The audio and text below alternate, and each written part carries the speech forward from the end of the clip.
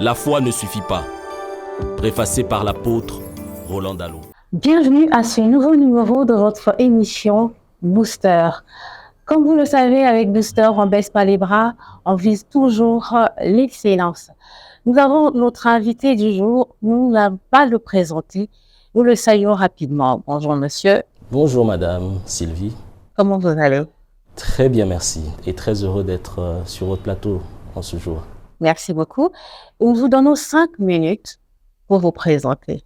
Merci, je crois que 5 minutes, c'est beaucoup plus que ce dont j'ai besoin. Je me nomme Prince Moubaké, je suis chrétien, né de nouveau depuis le 3 août 1996. Je suis congolais, marié à une seule femme. Je suis économiste de formation, banquier de profession pour l'instant. Et comme je l'ai dit tout à l'heure, je suis né de nouveau. Je suis entrepreneur, membre de la communauté internationale des hommes d'affaires du plein évangile, Full Gospel. Et je suis très heureux d'être là parce que je suis aussi chrétien, membre de la Parole du Salut, voilà. Gombe. Monsieur Prince Moubaké, bienvenue dans ce plateau de Booster. Merci madame Sylvie. Parlons de votre enfance, de votre jeunesse et jusque là aujourd'hui. Quels sont vos bons et mauvais souvenirs? En termes d'enfance, j'ai beaucoup de bons souvenirs et très peu de mauvais souvenirs, gloire à Dieu. Le souvenir le plus important que j'ai de mon enfance, j'avais pas encore 13 ans, que j'ai rencontré sur ma route le Seigneur Jésus. C'est le meilleur des souvenirs que j'ai. Je me suis retrouvé dans une retraite organisée par une église évangélique en 96. Et au cours de cette retraite, il y a eu une prédication d'un homme de Dieu qui m'a marqué. Il parlait des Ramassis, ce peuple qui est sorti avec Israël de l'Égypte, mais qui n'était pas Israël. Il s'agissait des époux des Juifs, mais qui appartenaient à d'autres peuples, épouses ou des amis, ou même certaines connaissances qui, voyant Israël sortir de l'Égypte, se sont lancées comme dans une aventure avec. Et une fois dans le désert, c'est parmi les personnes, les premières, qui ont commencé à poser des problèmes à Moïse, à contester les décisions de Moïse. Et à travers cette illustration, en ce mois d'août 96, j'avais pris conscience qu'il ne s'agissait pas d'être avec les chrétiens, en milieu chrétien, fréquentant les églises, engagé comme je l'étais déjà à l'époque, pour être considéré comme chrétien. Il fallait une expérience. Il faut naître de nouveau. Et quand j'en ai pris conscience, j'ai, comme dans une vision ce jour-là, vu un véhicule qui quittait un point A pour un point B, et ce véhicule exactement, pour ceux qui connaissent la ville de Kinshasa, quittait la gare centrale pour le rond-point magasin. Et déjà au niveau de Photogui, pour ceux qui connaissent Kinshasa, en face de la poste, nous sommes sur le boulevard du 30 juin, ce véhicule était comme cabossé. En quittant la gare centrale, il était tout neuf, mais déjà au niveau de la place de Photogui, elle était cabossée. Et dans cette vision, je me suis exclamé pour dire, mais ce chauffeur devrait donner le volant, ce véhicule, à quelqu'un d'autre, s'il veut espérer arriver sur Magaza. Et c'est alors que je prendrai conscience que la voix qui m'a parlé, c'est après, j'ai pris conscience que c'était le Saint-Esprit, mais une voix me dira, ce chauffeur, c'est toi, le véhicule représente ta vie. Tu devrais donner le volant de ta vie à quelqu'un d'autre si tu veux éviter les erreurs de la vie. Et c'est le message que je lance à ceux qui nous suivent. Vous êtes au volant de votre vie, mais vous n'êtes pas expérimenté. Vous ne savez pas qu'est-ce qui vous attend demain. Vous ne savez pas quels sont les meilleurs choix à faire. La sagesse voudrait que vous puissiez confier le volant. C'est-à-dire, les décisions, les dernières, doivent être celles inspirées par le Seigneur afin d'éviter des erreurs dans la vie. Voilà mon plus beau souvenir. Alors déjà, à vous entendre parler, c'est comme si trop jeune déjà, vous avez déjà connu le sens de responsabilité dans votre vie. Je suis aîné de famille, je ne l'ai peut-être pas dit, je suis aîné d'une famille de 7 garçons. Et donc très jeune, j'ai été responsabilisé par mes parents d'être celui qui doit montrer l'exemple. Et donc j'ai grandi avec cette mentalité que je devrais être une référence pour mes 6 jeunes frères. J'en ai 6. Uniquement des garçons. En plus. Exactement. Alors, vous avez dit que vous êtes marié, vous êtes père de famille, et sûrement que vous avez beaucoup d'amour pour votre époux. C'est la moindre des choses. Vous savez, quand vous décidez de vivre avec une personne pour le reste de votre vie, je vais le dire en mes propres termes, quand vous décidez de dormir et de vous réveiller à côté d'une seule femme et de la même pour le reste de votre vie, cela va sans dire qu'il vous faudra être sûr d'avoir beaucoup d'amour pour la personne. Parce que l'on dit que l'amour couvre une multitude de péchés. En vous engageant avec une personne pour la vie, il faut être conscient que ce n'est pas un ange. Il faut être conscient, tant soit peu, de ses défauts, même si on les découvre, il y en a d'autres qu'on découvre au fur et à mesure. Mais il faut surtout être armé d'amour pour surmonter toutes les surprises désagréables qui peuvent arriver dans la vie d'eux. Pensez-vous que votre expérience d'enfance, pourrait aussi vous la partager avec, partager votre expérience d'enfance avec vos enfants, et vous souhaitez aussi que vos enfants vivent aussi ces genres d'expériences? Exactement. S'il y a quelque chose que je souhaiterais le plus pour mes enfants, et que je vous souhaiterais également, vous qui me suivez, souhaiterez la même chose pour vos enfants, c'est de leur permettre d'accéder à la sagesse très tôt. Le plus grand patrimoine que l'on puisse léguer à son enfant ou à ses enfants, ce ne sont pas ses avoirs, les listes parcellaires, le compte bancaire, mais le plus grand héritage lègue à ses enfants, c'est la connaissance, et la connaissance de Dieu d'abord, mais aussi la connaissance ou la sagesse de la vie. C'est ce que je souhaite le plus pour mes enfants. Vraiment. Alors, ce plateau est décoré de votre livre que vous avez écrit. Je lis le titre « La foi ne suffit pas », volume 1. Sûrement qu'il y a un deuxième volume. Et pourquoi à ce titre? C'est une inspiration de votre jeunesse? La foi ne suffit pas. Préfacé par l'apôtre Roland Dallot. À travers ce livre, nous voulons amener chaque chrétien à prendre conscience que le Père est une personne orientée vers le résultat. C'est vrai qu'au travers de l'œuvre de Christ et de la foi qu'on a en lui, nous avons toutes choses pleinement en lui. Je ne vois pas ce chrétien, cette chrétienne qui dit qu'il ou elle a la foi, mais qui ne puisse pas s'occuper de sa nation.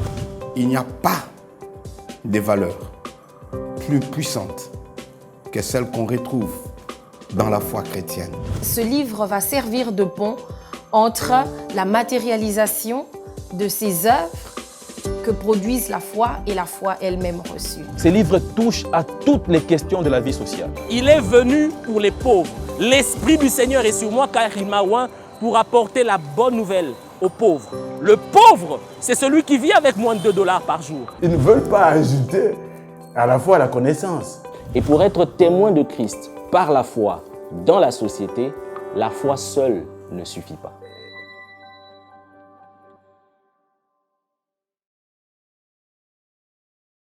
Ce livre, La foi ne suffit pas, est le résultat de mon expérience, mon parcours personnel. Je me rappelle que lorsque je me suis converti en 1996, les églises n'étaient pas celles qu'elles sont aujourd'hui. À l'époque, les églises se réunissaient sous des hangars et certaines même au milieu des rameaux. Des rameaux avec un tam-tam. Avec des tam-tams. Voilà. C'était l'époque de ma conversion en 1996. Mais ce qui est particulier, c'est qu'il y avait une manifestation très efficace du Saint-Esprit, mais avec un certain déséquilibre, on va le dire comme ça, à cette époque où la connaissance générale, la culture générale, la connaissance même scientifique, au-delà de la connaissance de Dieu, la connaissance de la vie n'était pas toujours présentée à sa juste valeur à cette époque, dans certains milieux, hein, pas tous. Et j'avais déjà un père qui veillait à cela, qui me disait: je ne veux pas que tu finisses comme ces hommes et ces femmes qui n'ont rien d'autre à proposer comme solution dans la vie que la prière. Je ne veux pas que dans la société, tu n'aies pas de solution à proposer au monde, si ce n'est la prière. Et c'est pour cela, et cette phrase m'a motivé tout au long de mes années de vie avec Dieu, pour dire, j'aurai et je l'ai toujours la prière comme une arme efficace vis-à-vis des problèmes et des défis de la vie. La prière est la première arme, mais ce n'est pas la seule. J'ai pris conscience qu'il me fallait aussi la connaissance, celle de Dieu, mais aussi la connaissance qui permet de poser un regard équilibré sur les réalités du monde. Une connaissance qui fait de nous un homme solution vis-à-vis des différentes réalités. En réalité, et en peu de mots, j'ai pris conscience qu'il fallait que je sois un chrétien équilibré très tôt dans ma vie, qui devait se consacrer à Dieu, mais qui devait aussi étudier, qui devait être excellent à l'église et excellent dans la société. Et c'est après autant d'années de marche avec Dieu, ça fait aujourd'hui près de plus de 25 ans, que j'ai fait cette expérience de ma rencontre avec le Seigneur. Et j'ai vu combien il était important de rappeler aux chrétiens, surtout à eux et aussi aux non-chrétiens, que la foi ne résolvait pas tous les problèmes. La foi, pour résoudre tous les problèmes, il faut l'associer, l'ajouter à la connaissance. Si vous voulez qu'elle soit pleinement productive, votre foi, qu'elle donne les résultats que Dieu veut, pas seulement dans les 4 murs d'église, que votre foi produise des résultats en politique, que votre foi produise des résultats dans le sport, que votre foi produise des résultats dans le showbuzz. À votre foi, vous devez ajouter l'expertise. À votre foi, vous devez ajouter un certain nombre de qualités. C'est ce que Pierre a compris et a présenté dans 2 Pierre chapitre 1, versets 5 à 8. Vous entendez parler encore, très tôt, vous étiez déjà engagé aux affaires de Dieu. Jusque-là, aujourd'hui, sûrement que vous avez déjà commencé, déjà dès votre jeunesse, de votre enfance, à tisser des relations. Alors, quelles sont ces relations-là jusqu'aujourd'hui? Et qu'est-ce que ces relations vous ont apporté dans la vie? Elles sont bonnes, elles sont moins bonnes, elles sont mauvaises? Vous appréciez vous-même? Les gens vous apprécient par rapport à la vie relationnelle? Votre question me rappelle un des piliers justement de mon livre, « La foi ne suffit pas ». Un des piliers, c'est de dire à la fois vous devez ajouter les bonnes relations avec les gens. Beaucoup d'entre les hommes nés de nouveau, des hommes entre guillemets de foi, beaucoup n'ont pas de très bonnes relations avec leurs semblables. J'évolue dans le milieu chrétien depuis quelque temps pour dire qu'un homme qui a la foi, qui chasse les démons, qui fait marcher les paralytiques, et il y en a dans ce pays, mais il y en a aussi qui expérimentent cela, mais qui sont des mauvais pères de famille. En relation avec leurs enfants, ils n'arrivent pas, qui sont des mauvais époux, qui sont des mauvais citoyens, qui sont des mauvais amis. Donc c'est pour dire que avoir la foi, être né de nouveau, expérimenter Dieu, ne vous épargne pas le fait d'avoir des mauvaises relations avec les gens. Si vous n'en êtes pas conscient et si vous ne prenez pas la peine de travailler, d'améliorer cet aspect ou ce secteur dans la vie. Vous savez, je vais vous surprendre peut-être. Nous voulons tous réussir. Mais beaucoup d'entre nous ignorent qu'il y a 2 principaux piliers dans la réussite d'une personne. Le principal pilier, le premier, c'est l'expertise, le savoir-faire de la personne. Vous êtes là parce que vous avez un savoir-faire dans le domaine du journalisme. Si l'on vous confie une responsabilité, quelqu'un vous fait confiance et vous demande de faire quelque chose, si vous n'avez pas le savoir-faire, vous n'aurez pas la confiance de cette personne une deuxième fois. Donc l'expertise est indispensable dans la réussite dans la vie. Vous aurez toujours des gens qui attendront de vous un certain standard d'excellence dans le service que vous devez leur rendre. Le deuxième pilier, sont les relations. Parce qu'en réalité, si nous sommes là aujourd'hui, si j'ai le privilège d'être reçu sur votre plateau, c'est parce que quelqu'un nous a introduits. Voilà. Je ne vous connaissais pas il y a quelques semaines, mais quelqu'un vous a parlé de moi et nous voilà aujourd'hui sur ce plateau. La vie est faite des rencontres, mais les rencontres, c'est le cœur des relations. Qu'est-ce que j'essaye de dire par là? C'est que les relations, j'en ai pris conscience très tôt, comptent pour beaucoup dans la vie et certains vont même à dire que la pondération de la relation est plus importante que la pondération de l'expertise. 80% de réussite dépendent des relations et 20% de l'expertise. Et notre pays, pour ne donner que l'exemple de la RDC, surtout en cette période, nous le démontre. Il suffit d'un coup de fil, d'une signature, d'une recommandation pour que beaucoup de choses changent. Certes, ce n'est pas à 100%, parce qu'il faut encore une fois, comme je l'ai dit, se défendre soi-même, mais quand on vous a introduit, il faut avoir été préparé Et il faut fournir et produire les résultats. Alors, peut-être un dernier mot sur la question. J'ai pris conscience donc très tôt de la valeur des relations. D'abord de la valeur de ma relation avec Dieu et ensuite de la valeur des relations avec les êtres humains. Je veux dire à ceux qui nous suivent que tout ce que vous avez, vous le donnez à travers les relations. Et tout ce que vous avez, si vous êtes chrétien, vous devez prendre conscience que vous l'avez reçu à travers votre relation avec Dieu.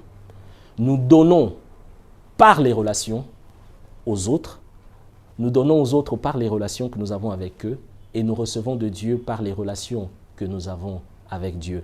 Et la raison principale pour laquelle le Seigneur a envoyé Jésus sur la terre, principalement, c'était pour une relation. Restaurer la relation entre Dieu et les humains. Cela pour dire à quel point les relations sont importantes. Nous passons 20 ans, pour certains 15 ans, à l'université, à l'école, pour apprendre le savoir-faire.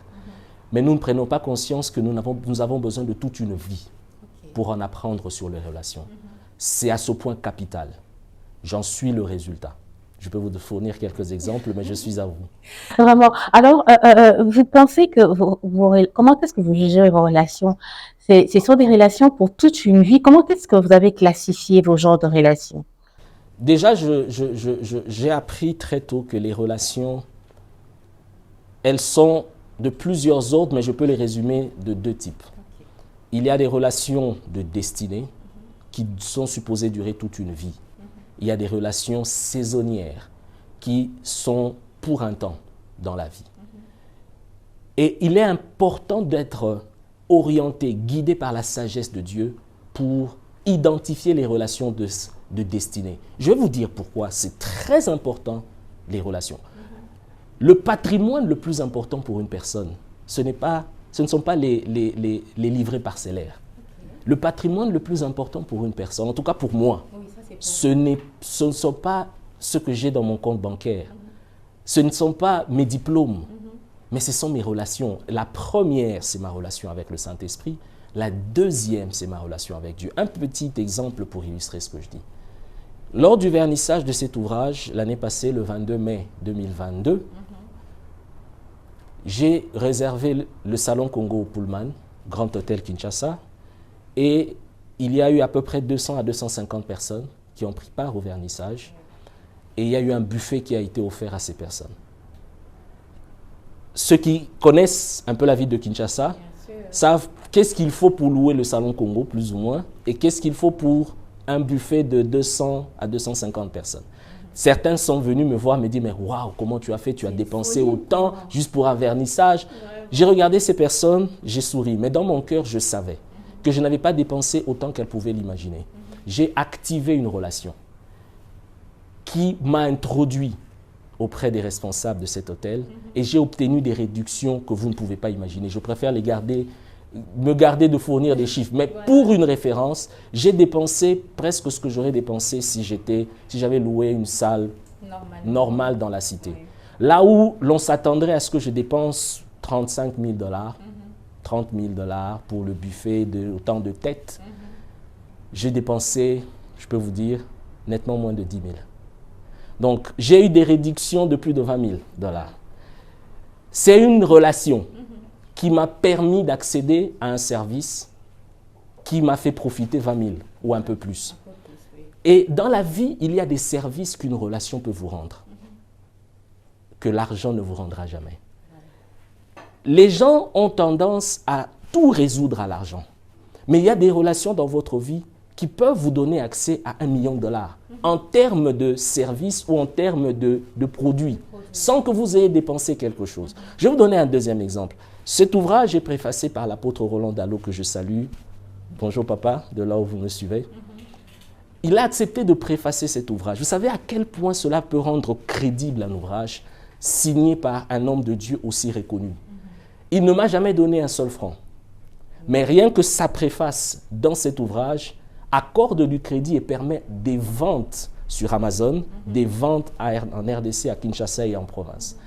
Voilà ce qu'une relation peut apporter. Maintenant, certains, et c'est un conseil que je donne, sont à côté des hommes importants et se plaignent qu'on ne leur donne pas ceci en termes d'argent qui ne reçoivent pas autant de salaire qu'ils devraient, mais ils ne prennent pas conscience que tout ne se résout pas par l'argent. Une relation peut ne pas te donner le salaire que tu veux, mais une relation peut te donner accès à plus que ce qu'un salaire aurait dû te donner accès. Et c'est ça qui est important. C'est dommage. J'ai une équipe technique avec qui nous sommes d'ailleurs en train de tourner votre émission. Mais l'équipe que j'avais avant cette équipe technique n'avait pas compris, par exemple, ce petit principe. Dans mes négociations, dans les échanges, je me suis rendu compte qu'elle se focalisait beaucoup plus sur l'appât du gain que sur la valeur de la relation. Et beaucoup perdent des relations, perdent l'avantage des relations parce qu'ils sont focus sur l'argent. Le premier patrimoine d'une personne, je veux le répéter, vous qui me suivez, ça ne doit pas être l'argent, ça doit être vos relations. Vous devez regarder à la qualité des relations que vous avez. Maintenant, les relations, on y investit. Ce n'est pas du jour au lendemain que vous avez une relation qui vous produit. Quand je donnais l'exemple que j'ai donné sur mon vernissage, j'avais des hommes de Dieu importants. Je donne cet exemple du vernissage parce que, bon, on parle aussi un peu de l'ouvrage. Vous pouvez trouver la vidéo du vernissage sur notre chaîne YouTube La foi ne suffit pas TV. J'avais aligné le pasteur Mperebo Impéré, j'avais l'apôtre Roland Dalo, j'avais l'ancien Honoré Djibikila de la Parole du Salut Gombe et j'avais le professeur Malala, un professeur congolais très reconnu qui a eu une grande carrière aux États-Unis. Mais toutes ces personnes, les 4, se sont déplacées à mon vernissage et le parterre des participants était parsemé de plusieurs personnalités. Certains pourraient se demander, mais comment tu as pu aligner autant de personnalités? J'ai sémé pendant autant d'années. J'ai rendu des services à ces personnes. J'apprends à être disponible pour ces différentes personnes. Il faut investir dans une relation. Autant on investit pour son travail, on investit du temps, on investit à travers l'exercice de faire pour développer son savoir-faire, on doit investir dans les relations. Alors vous avez des gens qui vous disent, s'il ne m'appelle pas, je ne l'appellerai pas, qu'est-ce qu'il se pense, qu'est-ce qu'il se... tomber, tout ça. Non, quand vous avez une relation de destinée, quand vous savez que c'est des relations stratégiques, vous y investissez, vous vous donnez et vous le faites avec sagesse. Avec sagesse, j'insiste. Pas avec opportunisme, mais avec sagesse, pour être disponible juste afin de rendre service à ces personnalités. Quelqu'un qui n'avait pas compris cela dans la Bible, c'est Abraham et Lot, mais c'est particulièrement Lot. Vous devez arriver à identifier les Abrahams de votre vie. Lot n'est pas celui à qui Dieu avait parlé, mais Dieu avait parlé à Abraham pour lui dire « Sors et va vers le pays que je t'indiquerai ». Mais en sortant, Abraham est sorti avec Lot. Au fil du temps, les biens d'Abraham et les biens de Lot se sont multipliés. Au point où, en les regardant, vous ne pouviez peut-être plus faire la différence entre Abraham et Lot. À qui est-ce que Dieu avait vraiment parlé? Qui portait véritablement la bénédiction? Leurs serviteurs n'étant pas conscients de la dimension spirituelle d'Abraham, les serviteurs d'Abraham et de Lot ont commencé à se disputer. Ce qui s'est produit, c'est qu'ils se sont séparés. Abraham a pris son chemin, Lot a pris son chemin. Lot a commis l'erreur de sa vie parce qu'il a fini à Sodome. C'est ce qui se passe souvent lorsque vous vous séparez des hommes de vos destinées. C'est que vous finissez là où Dieu n'avait pas prévu. Il a fallu encore le même Abraham pour rentrer à Sodome et sortir Lot quelques années après. Et donc c'est aussi un conseil que je lance à ceux qui nous suivent. Identifiez les Abrahams de votre vie. Et pour rien au monde, n'acceptez pas d'être séparé de ces Abrahams. Préservez-les, s'aimez dans ces relations. C'est très important. C'est l'image de vos pasteurs. C'est l'image de vos épouses ou de vos époux, les relations de destinée. C'est l'image de vos enfants, de vos parents. Ce sont là les relations de destinée à préserver coûte que coûte. Vous devez, quels que soient les biens ou le mal de ces personnes, maintenir un minimum de relations avec ces personnes. Que Dieu vous bénisse. Merci beaucoup. Alors, il vous est déjà arrivé une fois d'être déçu par vos relations? Je l'ai dit, les hommes et les femmes ne sont pas des anges. Voilà. Les déceptions arrivent, mais lorsqu'elles arrivent, il faut toujours faire deux choses. La première, c'est de tirer les leçons de ce qui s'est produit.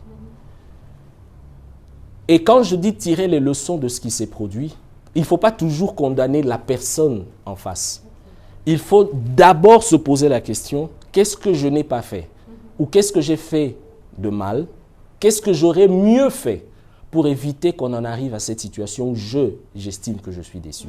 Il faut une remise en question personnelle. Cela sous-entend un sens de responsabilité. Beaucoup d'entre nous, nous sommes très rapides à condamner les autres, mais moins disposés à nous remettre nous-mêmes en question. C'est important de se remettre en question. Cela fait partie de l'humilité. Vous le faites souvent? Je le fais souvent. Pas toujours, je le reconnais, mais je le fais souvent. Donc c'est la première des choses. Comment on en est arrivé là? Par ma faute. Et la deuxième des choses, prendre les mesures qui s'imposent pour que la déception qui a été constatée ne se répète plus. Cela veut signifier prendre quelques distances avec la personne. Cela veut dire éviter de se retrouver dans certaines combines avec la personne. Je vais donner un exemple. Vous savez, parlant des déceptions, je me suis rendu compte que la plupart des déceptions que l'on a avec les proches, c'est quand on y insère la question d'argent. Je vais donner un exemple. Aujourd'hui, avec mes grands amis, quand j'ai la possibilité de les aider financièrement, je parle des finances, je préfère encore leur faire un don que de leur prêter de l'argent.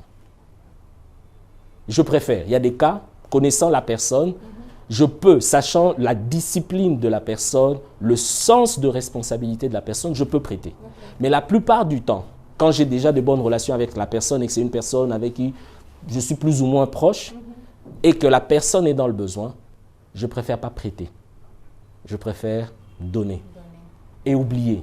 Parce que justement, quand vous avez prêté, vous vous placez dans une position d'attente que cette personne revienne vers vous pour rembourser, selon les termes convenus. Et si cela ne se produit pas, même quand vous ne le dites pas, il y a quelque chose en vous qui est brisé ou qui est affecté. Pour éviter cela, envers les personnes proches, pour ne pas être déçus, donnez. Et encore une fois, comme je l'ai dit, vous s'aimez dans une relation. Quand vous donnez, vous placez votre investissement dans la relation et qui sait ce que cela veut produire. Un dernier exemple. J'ai beaucoup d'amis. Bon, quand je dis beaucoup d'amis, il ne faut pas me méprendre. J'en ai pas 100. J'en ai... Oui, mais j'en ai plus de 2. Voilà.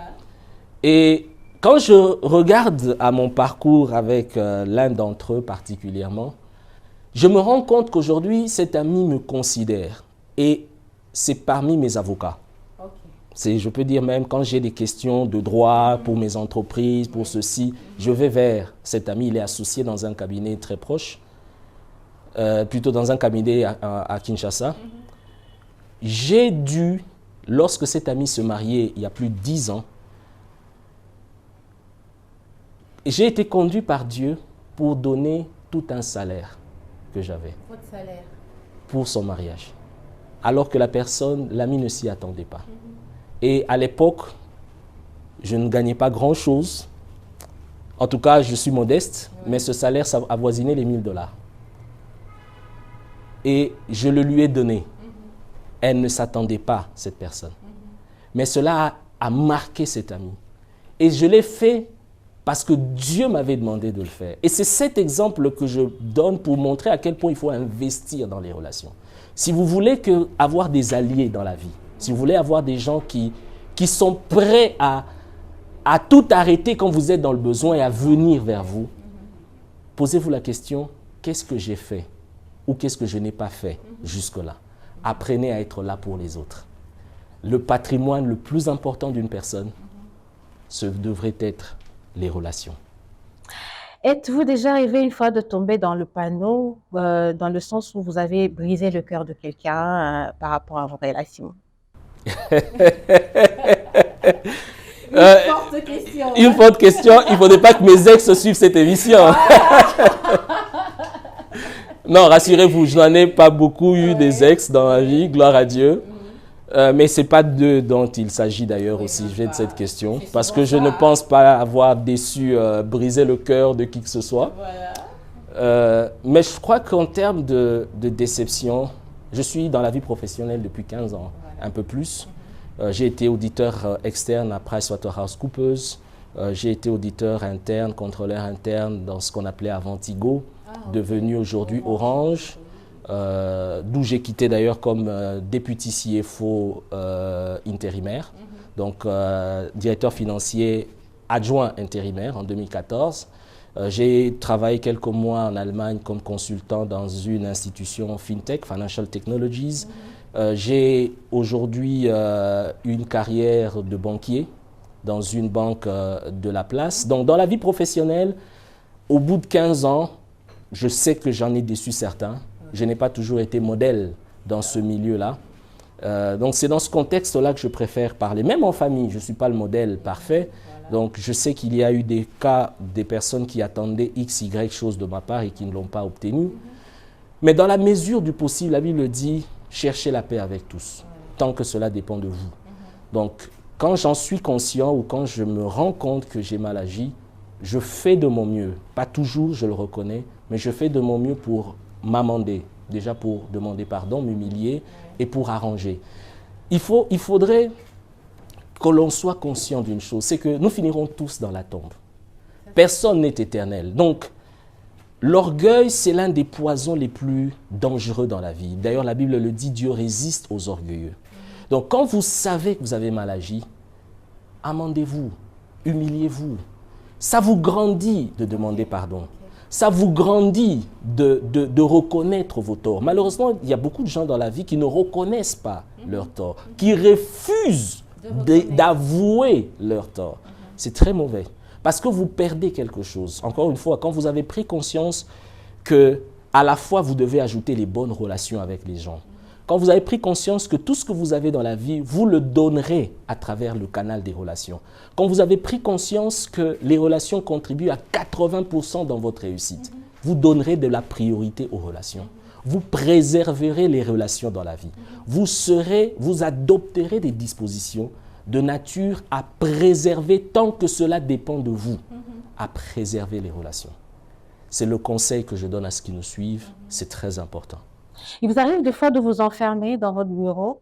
Vous dites, bon, je fais, comment dire, je revois un peu ma vie et je note, là, j'étais négatif, là, j'étais positif. Il vous est déjà arrivé une fois de faire ça, avoir à estimer un papier? Exactement, c'est très important. Je dis toujours que j'ai été privilégié de donner ma vie au Seigneur alors que je n'avais pas encore 13 ans. Cela m'a permis de me connaître moi-même. Il y a un autre pilier de réussite dans la vie, c'est la maîtrise de soi. On le dit souvent d'ailleurs.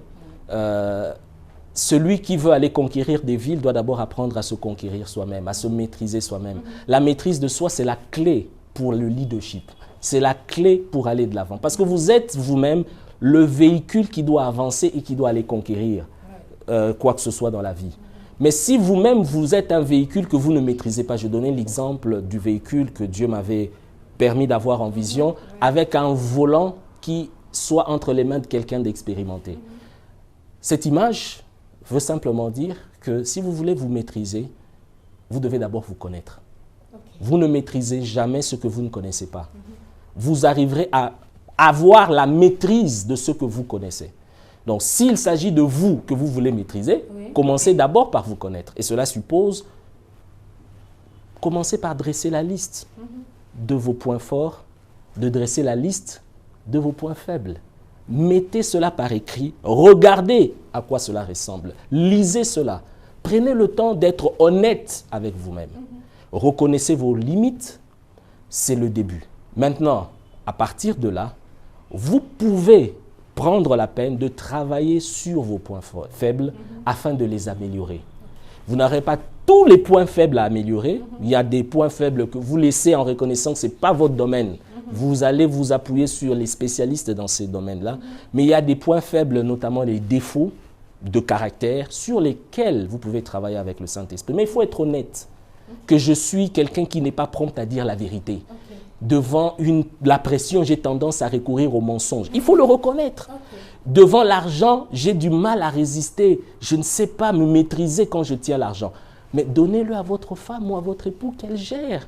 Quand vous savez que vous n'êtes pas fort quand vous tenez l'argent. Quand on me demande de l'argent, j'ai du mal à dire non. Mais donnez de l'argent, confiez vos finances à quelqu'un qui peut mieux les gérer pour vous. Devant l'alcool, je ne tiens pas.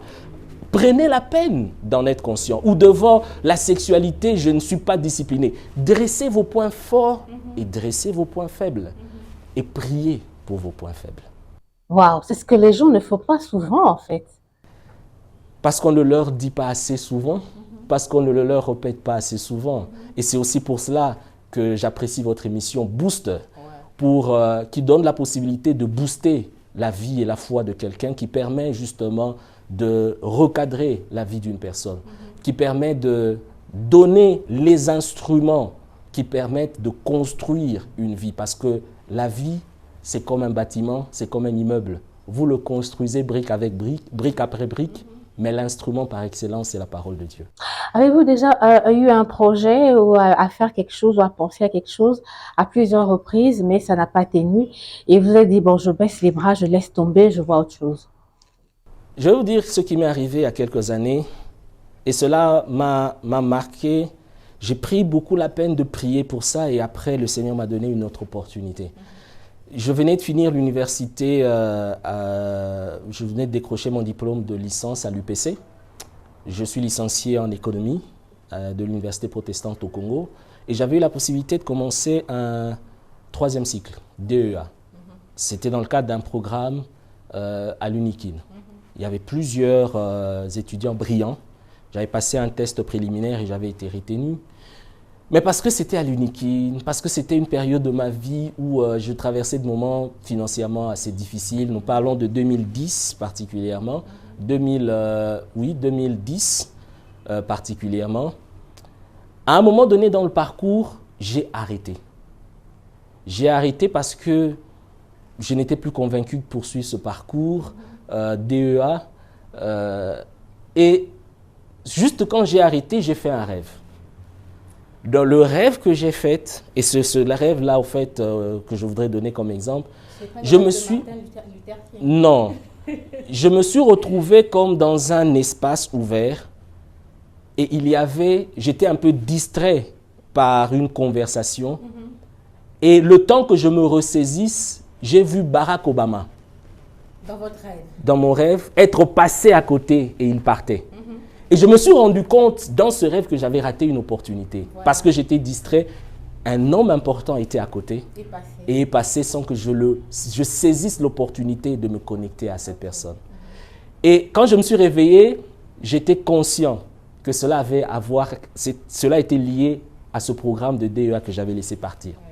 Et je me suis mis à prier pour cela, pour dire à Dieu, si j'ai mal agi, pardonne-moi, mais je voudrais que tu me redonnes une autre opportunité de 3e cycle. Et 4 ans après, j'ai eu l'opportunité de cette bourse où je suis parti en Allemagne et j'étudiais en Allemagne en anglais, mais avec ce rêve pour me dire, cette fois-ci, je ne raterai pas cette opportunité. Cette fois-ci, je donnerai le maximum pour aller jusqu'au bout de ce programme. Et c'est ce qui s'est produit. Et après, il y a eu un autre miracle, c'est la vie que je mène aujourd'hui. En fait, si on comprend très bien, dans la vie, il faut être déterminé. Voilà. Dans la vie, il faut être déterminé. Et dans la vie, il faut avoir des attentes. Des attentes élevées, réalistes, mais élevées. J'ai beaucoup de petites phrases. Il y en a qui viennent de la parole de Dieu, mais il y en a que j'ai lues aussi dans des livres. La petite phrase que je veux vous citer, je l'ai lue dans ce livre intitulé « Réfléchissez et devenez riche » de Dale Carnegie. Il dit dans son livre « J'ai demandé à la vie $1.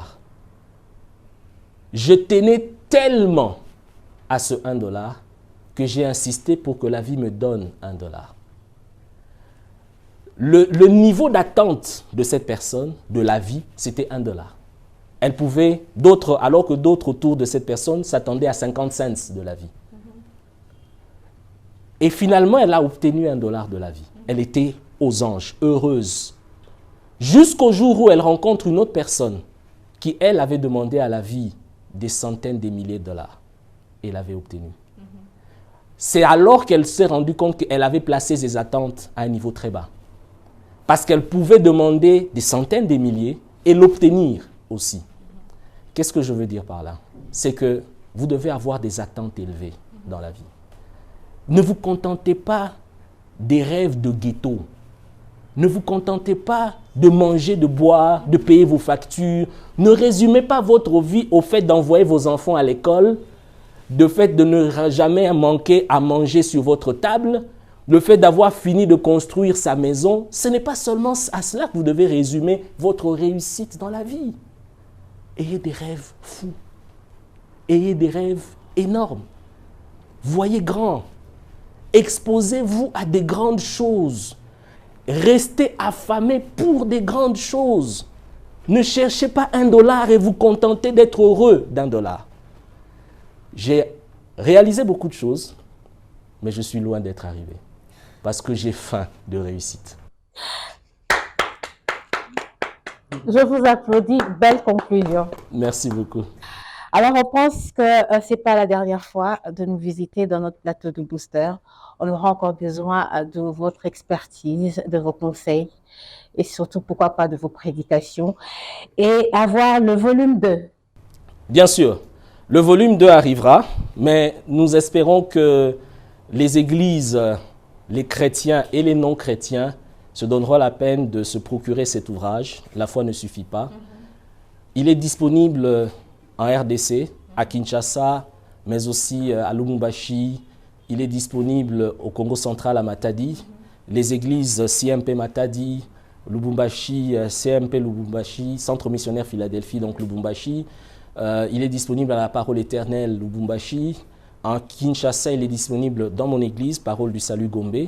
Il est disponible au niveau de Centre missionnaire Philadelphie Gombe également. Vous disposez du livre à Food Market Ma Campagne, l'hôtel Sultani, Akin Plaza sur Sosimat.